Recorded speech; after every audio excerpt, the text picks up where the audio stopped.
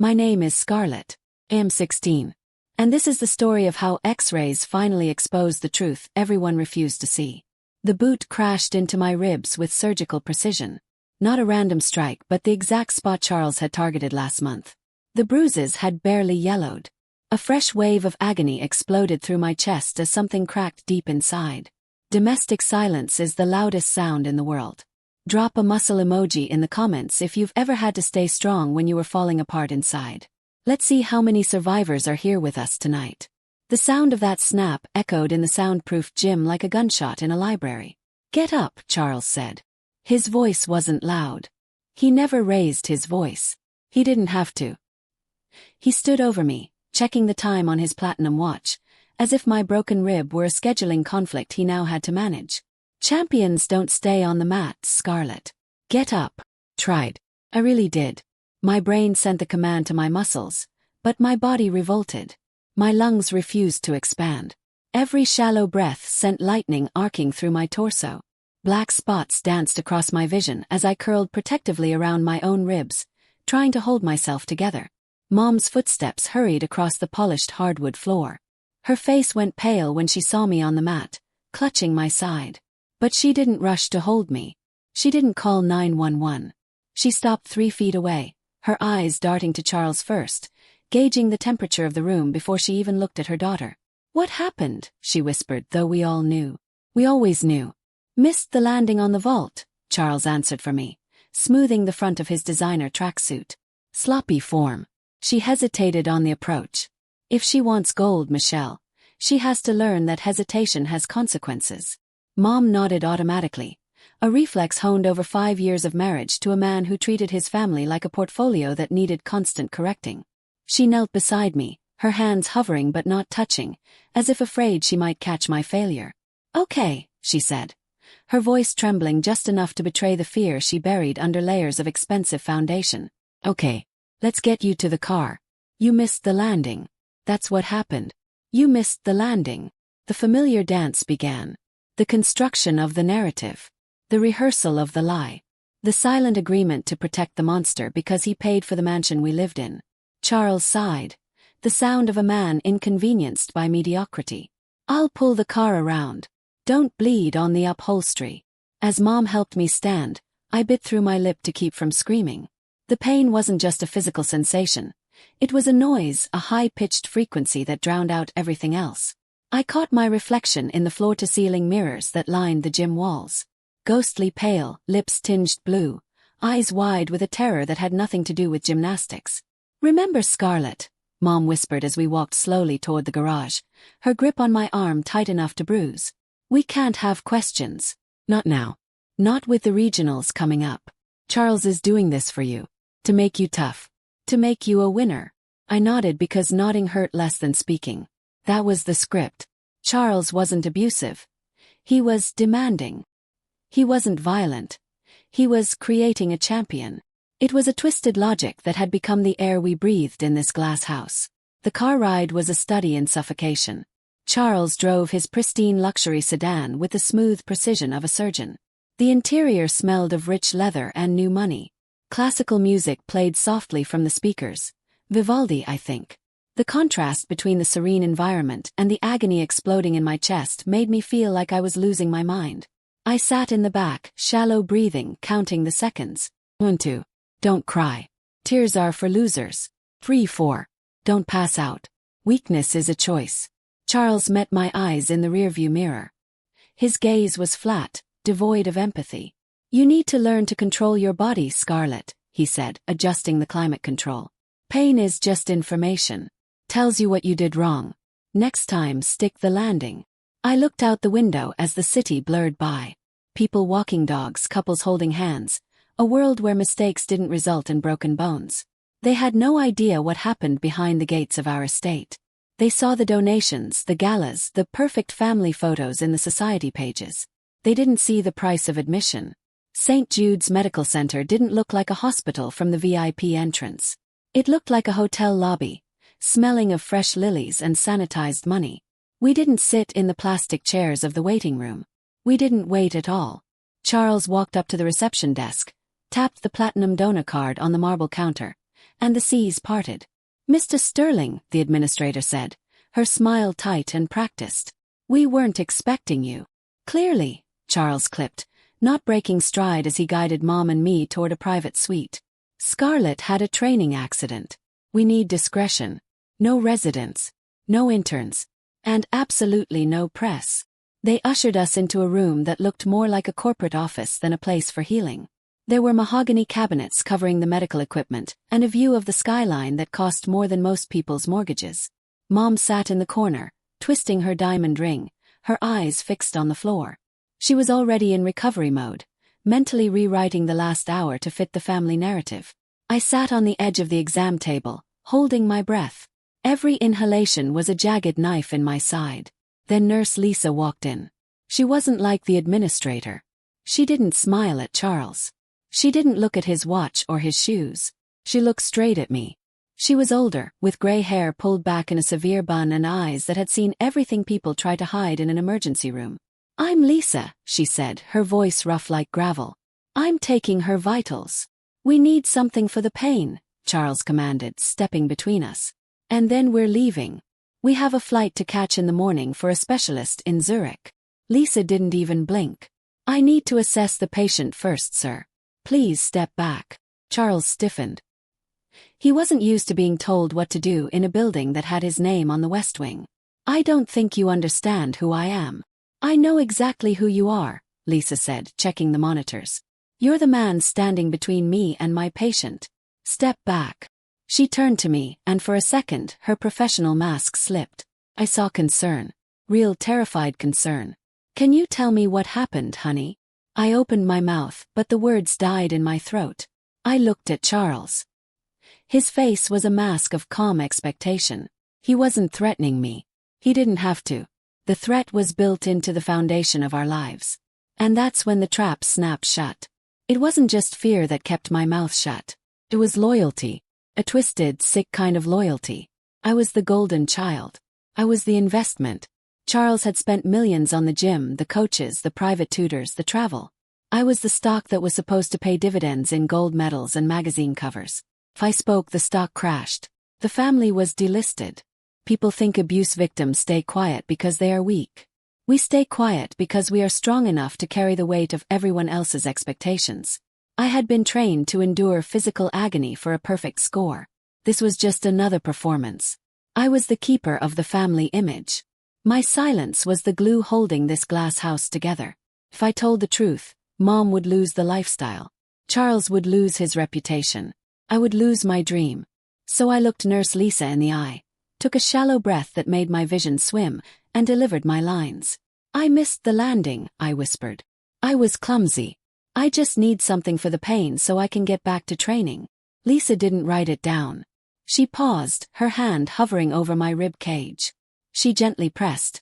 Just below the bruise I knew was blooming purple under my shirt. I gasped, an involuntary guttural sound that I couldn't suppress. "That's not a muscle strain," Lisa said quietly. She looked up at Charles, her eyes hard. "And that's not from a missed landing on a mat. We need X-rays. Now." "Absolutely not," Charles said, his voice dropping to a lethal whisper. "No imaging. It's a privacy risk.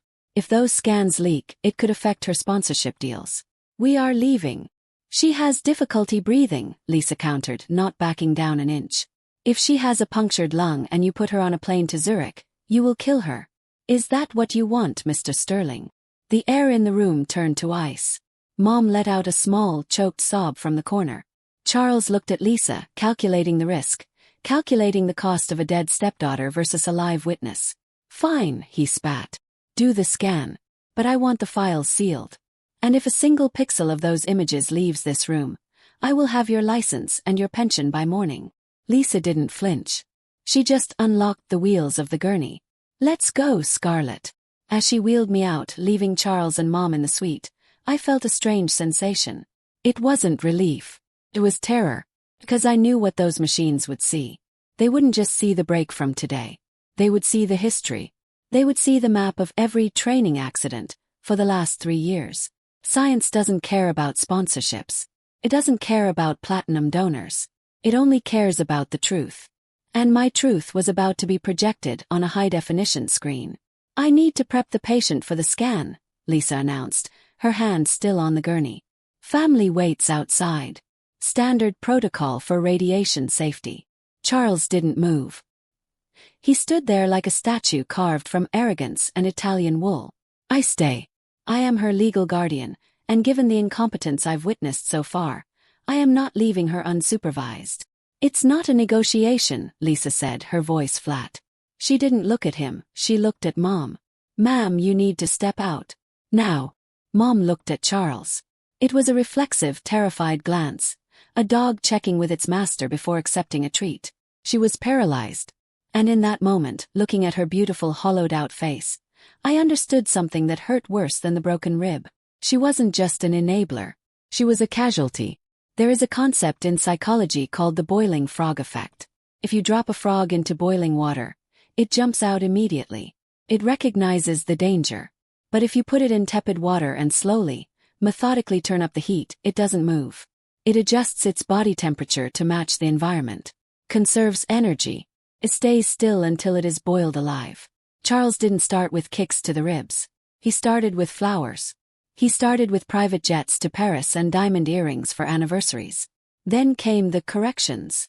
The comments about her weight. The suggestions that her friends were jealous and toxic. The isolation wrapped in the guise of an exclusive lifestyle. By the time the violence started, the water was already boiling, and Mom had forgotten how to jump. She had traded her autonomy for a black card and a mansion, and now, even seeing her daughter broken on a table, she couldn't find the muscle memory to fight. She was cooked. "Charles," she whispered, her voice trembling. Let's just go to the waiting room. Please." Charles sneered, a microscopic twitch of his lip that only we noticed. "Fine. 5 minutes. If you aren't done, I'm taking her." He turned on his heel and walked out. Mom lingered for a second, her hand brushing my ankle, a ghost of an apology, before she followed him. She chose the heat because the cold outside terrified her more. The door clicked shut.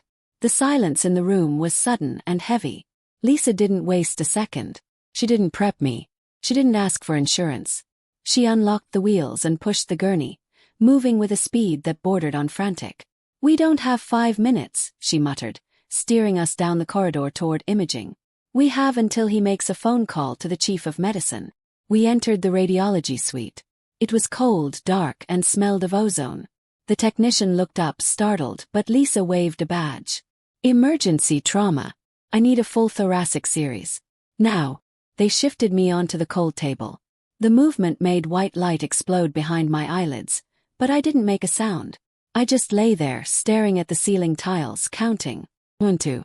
The machine hummed to life above me, a giant mechanical eye adjusting its focus. "Hold your breath," the technician's voice came over the intercom. Held it.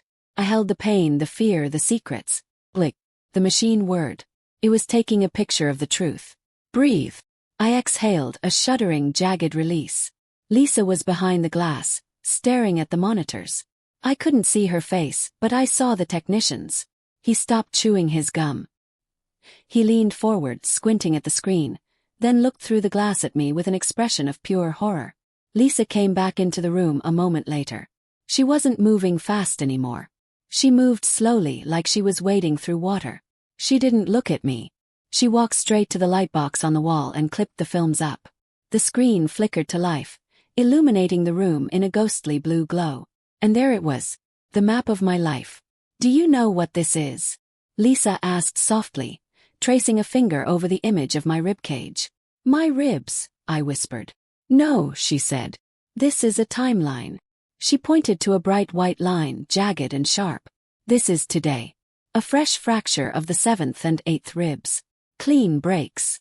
Then her finger moved. She pointed to a thicker, cloudy patch on the collarbone. "This is a callus. When a bone breaks, the body rushes calcium to the site to bridge the gap. It builds a hard shell, a callus, to knit the pieces back together. Over time, that callus hardens into bone, but it leaves a ridge, a knot in the architecture." She looked at me, her eyes wet. "This callus is fully calcified. That means this break happened about 2 years ago. It was never set. It healed crooked." She moved her finger again.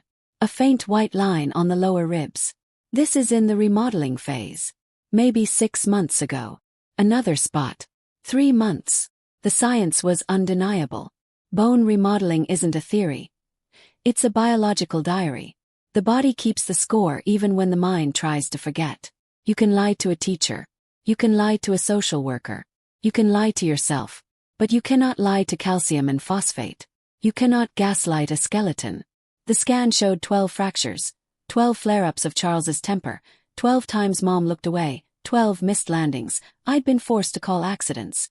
This isn't an accident, Lisa said, voice shaking. It's systematic torture. She gripped my hand. Scarlett, you can't leave with him. Next time you might not come back. He's a platinum donor, I muttered. He'll ruin you.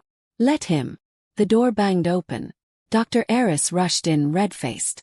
Behind him came Charles, smoothing his tie, bored and annoyed. There she is, Charles said, ignoring the screens. Get up. We're leaving. Dr. Eris flicked his eyes from X-rays to donor. Nurse, delete these images. Mr. Sterling revoked consent. This never happened. Delete them. Lisa snapped. Look at the callus on her clavicle, the remodeling on her rib. This is felony child abuse. It's a misunderstanding, Charles said smoothly, stepping between her and the monitors. She's an elite athlete. Injuries happen. We handle things privately. He seized my arm, the warning squeeze. Lisa stepped between him and the door, a small wall of scrubs and steel. No. Charles laughed sharply. Dr. Eris, control your staff. Lisa, Dr. Eris warned. Move or lose your job. You can have my job, she said, lifting her phone. But you can't have the evidence. I emailed the DICOM files to Captain Miller at the 4th Precinct and C-Seat CPS. It's done. Silence. Charles's color drained. The mask cracked into panic. You violated HIPAA, Dr. Eris sputtered. Sue me. The police are on their way. Unless you want to be charged as an accessory, sit down. Charles turned to Mom. Michelle, tell them it was an accident. Mom stared at the screen. Blue light carved her face as her eyes moved from the fresh break to the cloudy knot on my collarbone. Denial collapsed. She saw years at once. Michelle, Charles barked. She stepped toward me, not him, and rested a hand on my shoulder. It wasn't an accident, she whispered. None of them were. What did you say? He hissed. You hurt her, Mom said, meeting his eyes. And I let you. Sirens grew louder. Charles scanned the room for an exit. Get away from her, Lisa ordered. Sit down. For the first time in my life, he obeyed, sinking into a plastic chair. Mom bowed into my hair, sobbing apologies. I looked back at the X-rays. The white lines were no longer pain. They were proof. The police arrived minutes later. Donor cards didn't matter. The images did. As they cuffed Charles, he stared at the floor. The shock hit me hard. He was small, just a small, angry man who liked to break things. By morning the story was everywhere. His name came off the wing. His power evaporated.